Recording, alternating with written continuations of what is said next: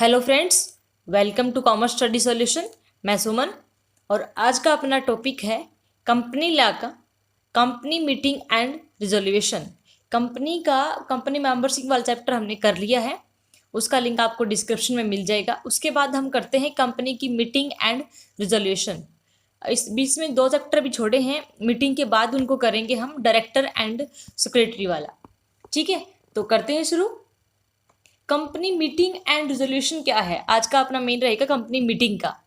तो मीटिंग क्या होती है? जनरली अगर हम बात करें मीटिंग यानी कि जहाँ पे दो या दो से ज़्यादा लोग आपस में मिलें, ठीक है, और वो अपने किसी चीज़ को लेके वो बातें करें, तो वो एक तरह से मीटिंग होता है। लेकिन कंपनी की जो उसमें हम बात करें कि कंपनी के अंदर मीटिंग क्या होता है, तो उसका मीनिंग क्या होता है? A meeting may be defined as the gathering together of two or more person by previous notice or by mutual agreement for discussion and transaction for some subject business। Company के अंदर meeting क्या होती है कि जहां पे दो या दो से ज्यादा लोग गैदर हों, ठीक है, एक प्रीवियस नोटिस के ऊपर, कि उनको प्रीवियसली एक नोटिस दिया जाता है कि हम एक अपना ये एजेंडा रहेगा, इसके ऊपर हमने डिस्कस करनी है। जहाँ पे म्यूचुअल एग्रीमेंट होगा उसका किसी पर्पस के लिए, स्पेसिफिक कोई बिजनेस के पर्पस के लिए, तो प्रीवियस नोटिस के ऊपर जो लोग इकट्ठे होंगे और किसी चीज़ के ऊपर डिस्कशन करेंगे, तो वो हमारी कंपनी के अंदर मीटिंग होगी। यानी कि दो से ज़्यादा लोग होने चाहिए, दो से ज़्यादा लोग जहाँ पे होंगे वो इकट्ठे होंगे और प्रीवियस नोटिस होगा उनको। ठीक है, कंपनी और ये जो मेंबर्स हैं ये शेयर होल्डर होते हैं। कंपनी के मेंबर्स हो गए share holder, director, debenture holder, ठीक है, इनको प्रीवियस नोटिस दिया जाता है जिसके अंदर टाइम एंड प्लेस है वो पहले ही बताया होता है, डिफाइन किया होता है। और वो मोस्टली ये भी डिफाइन किया होता है कि हम किस एजेंडे के ऊपर हमारी मीटिंग है वो होने जा रही है। तो वैसे तो हमने अभी बात करी है कि जहाँ पे 2 एंड मोर देन पर्सन होंगे वही मीटिंग होगी, लेकिन कुछ एक एक्सेप्शंस हैं, कुछ एक अपवाद है इसके अंदर, जहाँ पे वन मैन मीटिंग भी जान जाता है। तो ये वन मैन मीटिंग है। वन मैन मीटिंग के अंदर क्या होता है कि यानी कि जिसके अंदर अगर एक पर्सन भी कंपनी की तरफ से कोई होगा ना, तो उसको भी मीटिंग माना जाएगा। ठीक है, तो पहला इसके अंदर क्या होगा कि मीटिंग कन्वेंस्ड बाय ट्रिब्यूनल, यानी कि मीटिंग है वो ट्रिब्यूनल के द्वारा कन्वेंस की गई। यानी कि जो नेशनल लॉ ट्रिब्यूनल है अपना, सेक्शन 98 कंपनी एक्ट 2013 के अकॉर्डिंग, कि इसके अंदर क्या होता है कि वो उन्होंने कोई मीटिंग अपने किसी भी पर्पज़ के लिए उन्होंने कॉल किया, चाहे वो कोई भी मैटर के लिए नेशनल ट्रिब्यूनल ने, तो वहाँ पे अगर कंपनी की तरफ से एक पर्सन भी होगा ना, तो वो कंपनी की मीटिंग मानी जाएगी। या कोई प्रॉक्सी बेस के ऊपर या कंपनी की तरफ से एक भी पर्सन अगर प्रेजेंट होगा उसके अंदर, तो वो मीटिंग मानी जाएगी। सेकेंड है absence of quorum in an urgent meeting. को क्योरम क्या होता है? क्योरम वो होते हैं कुछ एक सिलेक्टेड लोग होते हैं जिनका प्रेजेंट होना बहुत जरूरी है। यानी कि अगर किसी भी मैटर तक हमने पहुंचना है और मीटिंग को स्टार्ट करना है, तो उन लोगों को, वो एक लोग होते हैं जिनका बहुत मैटर करता है मीटिंग में होना। अगर वो लोग मीटिंग में नहीं होंगे तो हम ना तो किसी पर्पज पे बात कर सकते हैं और आगे बढ़ा सकते हैं मीटिंग को। तो ये अर्जेंट, अगर वो लोग अब्सेंट हो तो इसके अंदर क्या होता है कि अगर हम मीटिंग कंडक्ट की, ठीक है, और वो लोग उसमें एब्सेंट थे, तो उसमें क्या होता है कि जैसे कि टाइम, जो मीटिंग का टाइम दिया होता है उसके हाफ एन आवर तक है, उसका वो लोग आ सकते हैं। अगर उसके बीच भी वो नहीं आए, उस हाफ एन आवर के अंदर ना आए, तो फिर जो कंपनी के डायरेक्टर हैं वो क्या करते हैं, मीटिंग को एक्सटेंड कर देते हैं, जिसके अंदर सेम प्लेस सेम टाइम रहेगा, लेकिन आफ्टर 1 वीक वो कंडक्ट की जाएगी। बट क्या होगा, अर्जन कर दी जाएगी। अगर उसके बाद भी उस 1 वीक के बाद भी हाफ एन आवर के, जैसे कि जो भी टाइम था मीटिंग का, अगर 11 AM था, तो उसके बाद क्या होगा, अगर 11:30 तक भी ना आए, तो उस केस में क्या होगा कि फिर वहां पे अगर कोई एक भी पर्सन अगर प्रेजेंट होगा ना, तो वो उस मीटिंग मानी जाएगी और मीटिंग है वो कंडक्ट हो। नेक्स्ट है मीटिंग कन्वेंस्ड बाय कोर्ट। अगर मीटिंग कोर्ट के द्वारा कन्वेंस की गई है, तो वहां पे अगर कंपनी की तरफ से एक पर्सन प्रेजेंट हो गया, कोई प्रॉक्सी बेस पे कोई प्रेजेंट होगा, तो उसको मीटिंग माना जाएगा, वो एक वैलिड मीटिंग होती है। नेक्स्ट है class meeting of share holder और क्रेडिटर। एक कंपनी है वो वेरियस टाइप के शेयर्स हैं वो इश्यू करती है, उसमें कई क्लासेस के शेयर होल्डर और क्रेडिटर होते हैं। तो जहाँ पे एक ही क्लास के शेयर होल्डर्स को अगर कॉल किया, उनकी मीटिंग है, तो वो एक वन मैन मीटिंग के अंदर काउंट किया जाता है। ठीक है, वैसे तो मीटिंग है उसमें 2 एंड मोर देन पर्सन होते हैं, तब भी वो मीटिंग होती है कि म्यूचुअल एग्रीमेंट करते हैं। बट कुछ एक अपवाद हैं कि ट्रिब्यूनल कॉल करे, कोर्ट कॉल करे, या क्योरम अब्सेंट हो, या शेयर होल्डर की जो क्लास मीटिंग हो, तो उसके अंदर उसको हम वन मैन मीटिंग बोलते हैं। नेक्स्ट है अपना काइंड्स ऑफ मीटिंग, टाइप्स क्या क्या है मीटिंग्स के। मीटिंग कितने टाइप की होती है, ठीक है। तो इसके अंदर अपने क्या करते हैं कि जो कंपनी की मीटिंग होती है बेसिकली वो 4 टाइप की है। पहली मीटिंग क्या है, share holder meeting. Second, board of director meeting. Next, creditors meeting. And last, debenture holders meeting. ये 4 टाइप की बेसिकली मीटिंग होती हैं। जो शेयर होल्डर मीटिंग्स है उसको आगे फर्दर 3 पार्ट्स में कैटेगराइज किया गया है। पहली है annual general meeting, and next है extraordinary meeting, and last है क्लास मीटिंग। तो आज का हम करेंगे शेयर होल्डर मीटिंग, यानी कि annual general meeting, extra ordinary meeting and class meeting को आज के टॉपिक में हम डिस्कस करेंगे। एनुअल जनरल मीटिंग कौन सी है, शेयर होल्डर मीटिंग, ठीक है। एनुअल जनरल मीटिंग मतलब शेयर होल्डर मीटिंग का एक पार्ट है। तो शेयर होल्डर मीटिंग्स के अंदर क्या होता है कि यहाँ पे जो शेयर होल्डर्स हैं, मेनली हम इक्विटी शेयर होल्डर की बात करें तो जितने भी वो शेयर होल्डर हैं कंपनी के अंदर, तो वो सबके सब क्या हैं, ओनर हैं, ठीक है। क्योंकि उनको ऑनर होता है, उनका मालिकाना हक होता है। तो एक ऑनर हो तो वो उसको वो अपने अकॉर्डिंग मीटिंग को चलाए, ठीक है, वो काम करे। तो इसमें इतने सारे शेयर होल्डर होते हैं तो सबके सब अगर ऑनर बन जाए, सबके सब अपनी चलाएं, तो कंपनी आगे बढ़ ही नहीं पाएगी। क्योंकि कोई जितने लोग हैं वो सारे एक मत के ऊपर एग्री हो जाए, ये पॉसिबल ही नहीं है। तो उस केस में क्या है, डायरेक्टर होते हैं कंपनी के, डायरेक्टर अपॉइंट किए जाते हैं, तो वो डायरेक्टर हैं। बट अगर ये जो शेयर होल्डर हैं ये मालिकाना हक रखते हैं, ठीक है, इन्होंने डायरेक्टर को अपॉइंट किया हुआ है, वो कंपनी को आगे कैरी ऑन कर रहा है, बट इन लोगों के पास ये राइट है ये जानने का, मालिकाना हक रखने के साथ, कि कंपनी की जो पोजीशन कहाँ है, कंपनी के अफेयर्स हैं वो क्या चल रहे हैं, कंपनी कैसे रन अप हो रही है, कंपनी के अंदर अगर कोई भी डिसीजन है डायरेक्टर अपनी मर्जी से नहीं ले सकता। काफ़ी डिसीजन होते हैं जो शेयर होल्डर के द्वारा वो लोगों का उसमें वो डिस्कस करते हैं, एग्रीमेंट होता है, उसके बाद उसको अप्लाई किया जाता है। अगर कंपनी कुछ भी इन्वेस्ट करना चाहती है या कंपनी कोई नया प्रोजेक्ट लाना चाहती है, कंपनी के पास क्या क्या अपॉर्चुनिटीज़ हैं, तो वो सारी चीज़ें इसी के अंदर डिस्कस होती हैं। तो इसमें हम करते हैं annual general meeting. Annual general meeting AGM is a mandatory yearly gathering of a company's shareholder. In this, the director of the company present an annual report containing information for shareholder about the company's performance and strategy. यानी कि annual general meeting क्या, एक तो mandatory है, ये हर एक company के लिए मैंडेटरी है, ईयरली मतलब ईयर वाइज कंडक्ट करनी होती है, एनुअली, यानी कि एनुअल में एक साल में एक बार इसको कंडक्ट करना मैंडेटरी है हर एक कंपनी के लिए, जहाँ पे शेयर होल्डर्स हैं मतलब वो कंपनी के सारे उस मीटिंग में प्रेजेंट होते हैं। तो इसके अंदर जो इस मीटिंग में डायरेक्टर क्या करता है, जो भी एनुअल रिपोर्ट है कंपनी के, यानी कि जितने भी कंपनी के अफेयर्स हैं, कहाँ का मतलब क्या पोजीशन है, क्या फाइनेंशियल स्टेटमेंट है कंपनी की, ठीक है, कितने लाइबिलिटीज़ हैं, कहाँ उसने इन्वेस्ट किया है, सारी चीज़ें इसके अंदर डिस्कस होता है। तो वो सारी इन्फॉर्मेशन प्रेजेंट करेगी शेयर होल्डर्स को, कंपनी की परफॉर्मेंस की और कंपनी की स्ट्रेटेजी के बारे में इन्फॉर्म करते हैं, ठीक है। यानी कि साल में एक बार कंडक्ट करनी जरूरी ही होती है। इसका मेन पर्पज क्या होता है, इसका मेन पर्पज ये होता है सबसे पहले तो शेयर होल्डर को इन्फॉर्म करना जो भी कंपनी के अफेयर्स है उसके बारे में, चाहे वो फाइनेंशियल पोजीशन हो या शेयर होल्डर से एग्रीमेंट के थ्रू परमिशन लेना कि वो आगे फर्दर इन्वेस्ट कर सकते हैं, नए उसमें अपॉर्चुनिटीज़ को जानना, या मतलब कोई भी और भी बहुत सारे इसके एजेंडे होते हैं। तो उसके मतलब क्या है main, under section 102 of company act 2013 the annual general meeting has been classified in 2 heads, यानी कि 2 हेड्स के अंदर, यानी कि कौन कौन से मुद्दे हैं, पर्पज से क्या है हम डिस्कस करते हैं। तो पहला हमारा है general and ordinary business. General and ordinary business के अंदर क्या आता है, इसके अंदर हम डिस्कस करते हैं जो जनरल हमारी जनरली बातें होती हैं, like wise profit and loss account, यानी कि फाइनल अकाउंट को हम देखते हैं, बैलेंस शीट को, जो ऑडिटर की है और जो डायरेक्टर की रिपोर्ट्स हैं उसको प्रेजेंट करना, जो भी प्रीवियस ईयर का या मतलब जो भी डिविडेंड है वो डिक्लेयर करना शेयर होल्डर का, वो जनरल इसमें आप डिस्कस करते हैं। या नया डायरेक्टर है उसको अपॉइंट करना है, या रोटेशन वाइज किसी को डायरेक्टर रिटायर हो रहा है या उसी को वापस रखना है उसके ऊपर, या ऑडिटर को हमने अपॉइंट करना होते हैं। जनरल से जो मुद्दे होते हैं जनरल एजेंडे के ऊपर जनरल मीटिंग में हम डिस्कस करते हैं।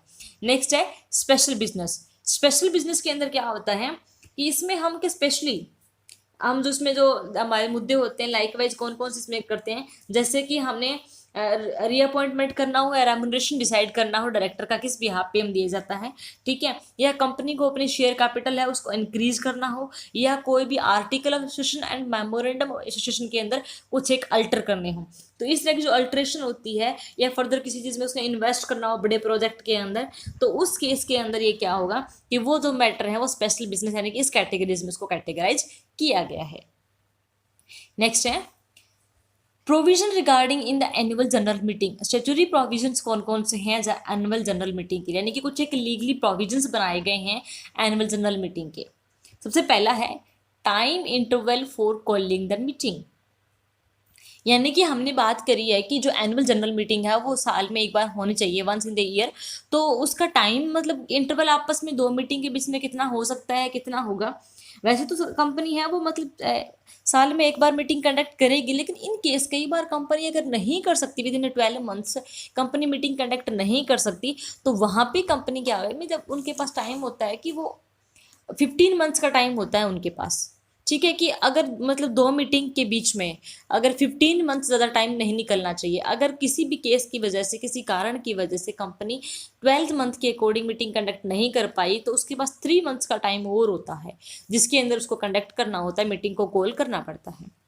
एंड उसके साथ ही और क्या होता है कि स्टार्टिंग में जो जो फर्स्ट एनुअल जनरल मीटिंग है कंपनी की, वो जब कंपनी अपनी पहली फाइनेंशियल जो फाइनेंशियल ईयर होता है, जो क्लोजिंग होता है पहला फाइनेंशियल ईयर, उसके विद इन 9 मंथ उसको कंडक्ट करनी होती है।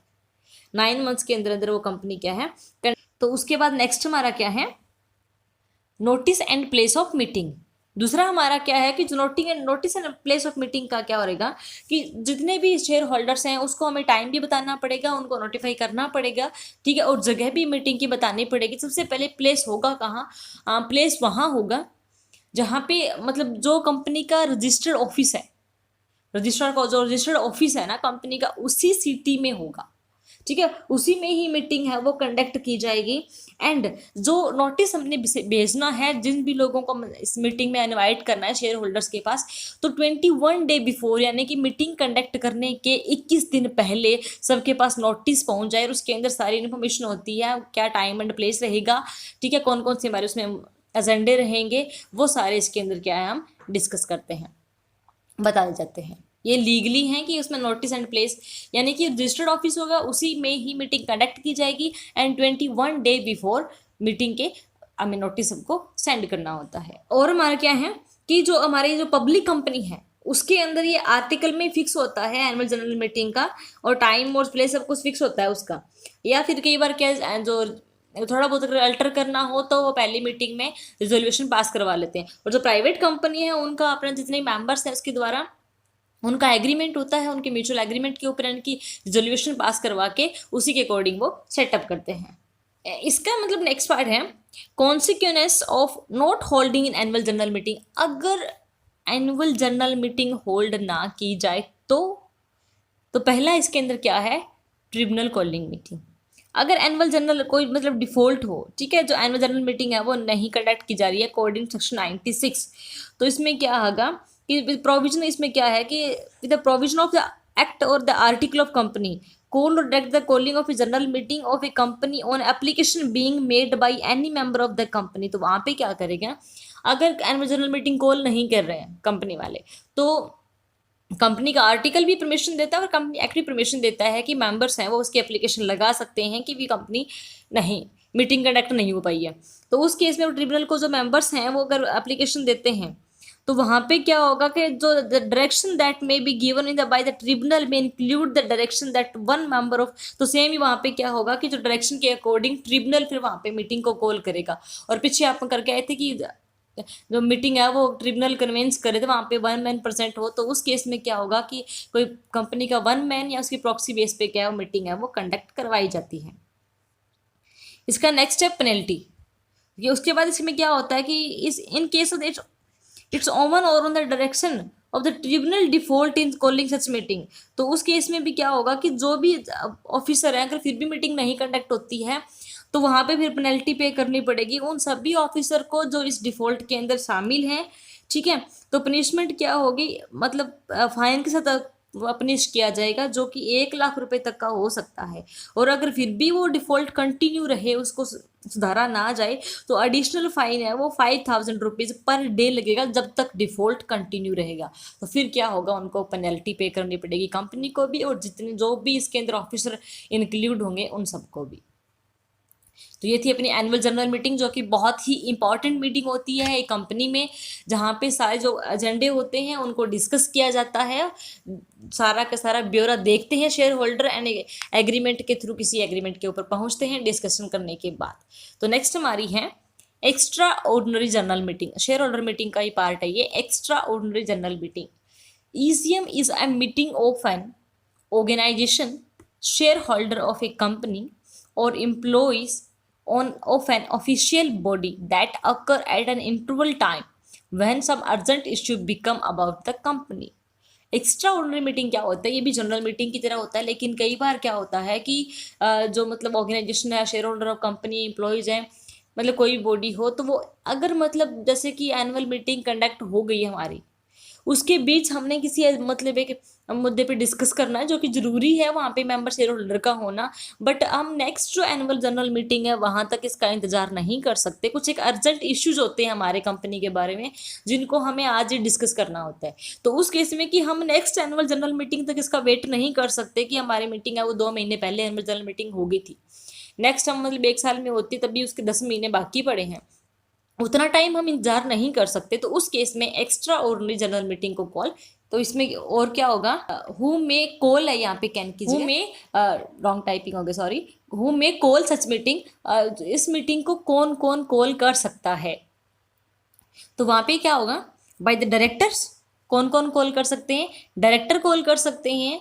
तो डायरेक्टर में क्या होगा कि ये अथॉरिटी है कंपनी के आर्टिकल के द्वारा डायरेक्टर्स को, कि अगर उनको डायरेक्टर है वो एक्स्ट्रा ऑर्डिनरी जनरल मीटिंग को कॉल कर सकते हैं।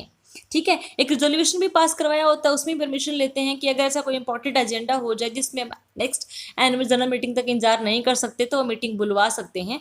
तो उसमें क्या है कि वो मीटिंग को कॉल कर सकते हैं, अगर मतलब जैसा उनको सही लगे उसी अकॉर्डिंग वो मीटिंग कर लेंगे। वो सेम प्रोसीजर इसका भी रहेगा कि वो 21 डे बिफोर है वो क्या इसका नोटिस सारे मेंबर्स को देंगे, इन्फॉर्म करेंगे उसके बारे में, और साथ में इसका पर्पज क्या है मीटिंग को कॉल करने का और टाइम एंड प्लेस है वो भी स्पेसिफाई किया जाएगा, और रेजोल्यूशन कौन कौन से इसमें पास होने हैं उसके बारे में भी इसमें ही बातें की जाएंगी। तो उसके अकॉर्डिंग क्या है, हम एनुअल जनरल मीटिंग और डायरेक्टर है वो बुला सकता है।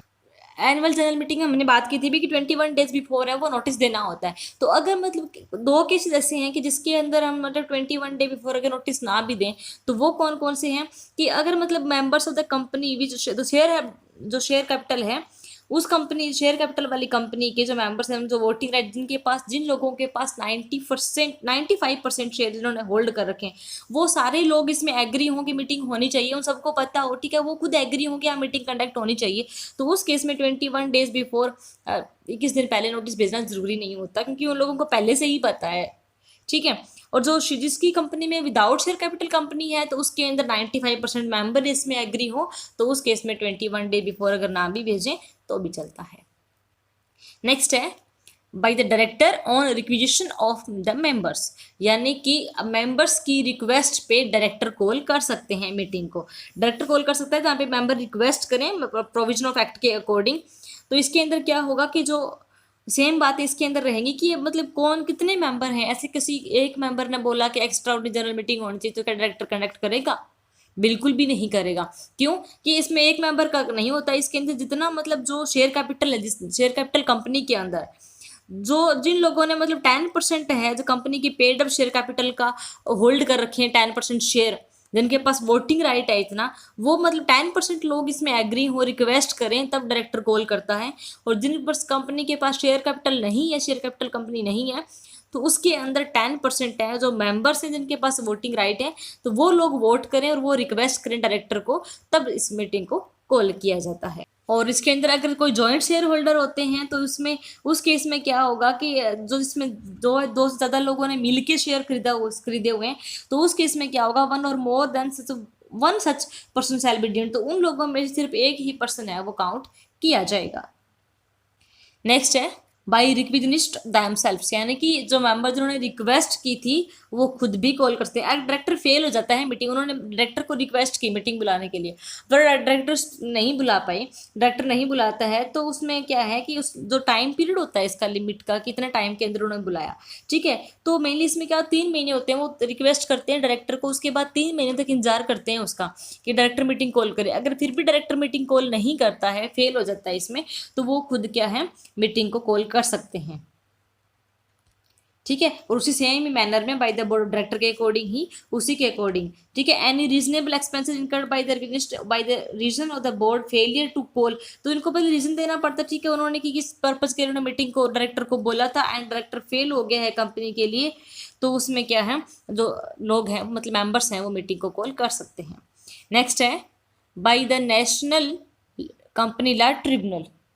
नेशनल कंपनी लॉ ट्रिब्यूनल के अकॉर्डिंग क्या है, नेशनल कंपनी लॉ ट्रिब्यूनल भी मीटिंग है वो, चाहे वो मतलब क्या है, एप्लीकेशन है डायरेक्टर के द्वारा दी गई हो या किसी मेंबर के द्वारा दी गई हो, ठीक है, किसी के द्वारा भी दी गई हो, एप्लीकेशन भेजी हो कि हमारी मीटिंग कंडक्ट हो, तो अगर नेशनल लॉ ट्रिब्यूनल को सही लगता है इसके ऊपर कि हाँ इसमें होनी चाहिए, तो उसमें क्या है वो मीटिंग है वो कॉल कर सकते हैं। तो नेशनल लॉ ट्रिब्यूनल भी इसको एक्स्ट्राऑर्डिनरी मीटिंग कॉल करते हैं, लेकिन ये डायरेक्टर की या मेंबर्स की किसी की एप्लीकेशन के बेस पे ही करते हैं कि उनको एप्लीकेशन है वो दे जाती है। नेक्स्ट है अपना क्लास मीटिंग, यानी कि आज का लास्ट टॉपिक है ये क्लास मीटिंग। इसी का ये मेन यही था कि annual general meeting, extra general meeting, लेकिन क्लास मीटिंग के अंदर क्या होता है कि इसमें जो कंपनी है वो वेरियस टाइप के जो क्लासेस के शेयर इशू करती है, लाइक वाइज के इक्विटी शेयर हो गए, प्रेफरेंस शेयर हो गए, रिडीमेबल प्रेफरेंस शेयर हो गए, कन्वर्टेबल प्रेफरेंस शेयर हो गए, तो इस तरह के कई शेयर्स हैं, उसकी अलग अलग क्लासेस होती हैं जिसको वो क्या कंपनी इश्यू करती है। तो उसमें ये क्या होगा, A class meeting is a meeting of shareholder where the only that class of shareholder can attend and vote in the meeting, and people other than the shareholder are able to attend and speak at a class meeting, such as the company's director and the company's auditor। यानी कि फिर उन्हीं लोगों को, जैसे हमने बताया कि अलग अलग क्लासेस के शेयर होल्डर होते हैं, तो इसमें क्या करते हैं कि हम स्पेसिफिक किसी एक क्लास के शेयर होल्डर को इनवाइट करते हैं, जहाँ पे मतलब वही सिर्फ उसी क्लास के शेयर होल्डर ही वहाँ पे मीटिंग को अटेंड करेंगे, उसके प्रति क्या है वोट करेंगे। लेकिन अगर इन शेयर होल्डर की इस क्लासेस के अकॉर्डिंग जो अलावा जो मीटिंग के का डायरेक्टर और जो कंपनी का ऑडिटर है वो इस मीटिंग को अटेंड करता है, बाकी लोग इसमें नहीं होते। इसकी किस लिए कॉल की जाती है, जैसे कि कोई भी उन्होंने अल्टर करना हो उनके राइट्स के अंदर, लाइक वाइज की जो शेयर होल्डर है, प्रेफरेंस शेयर होल्डर है, तो उनका जो रिडेम्पशन टाइम है वो कम या ज़्यादा करना हो, ठीक है, उनकी कन्वर्टेबिलिटी है उसके में कुछ ना कुछ अल्टर करना हो, तो इस जो मेन जो मुद्दे होते हैं इनके ऊपर क्या है, जो मतलब अकॉर्डिंग टू आर्टिकल जो कंडीशंस और प्रोविजंस होती हैं उसी के अकॉर्डिंग वो क्या है क्लास मीटिंग को कॉल करते हैं, यानी कि स्पेसिफिक उसी क्लास के शेयर होल्डर को इन्वाइट किया जाता है जिसके में कुछ अल्टर करना हो, ठीक है। तो ये था अपना शेयर होल्डर की मीटिंग्स। इसी के साथ अपना ये आज का ये टॉपिक खत्म होता है। नेक्स्ट जो हमारा है वो हम करेंगे नेक्स्ट वीडियो में। पूरी कोशिश करते हैं कि आपको उसी के अकॉर्डिंग आप करें जैसा आप क्लास में करते हैं। तो होप सो आपको समझ में आया होगा। आपको वीडियो कैसी लगे कमेंट करके ज़रूर बताइएगा, शेयर कीजिएगा अपने क्लासमेट्स के साथ और चैनल को सब्सक्राइब कीजिएगा। Thanks for watching.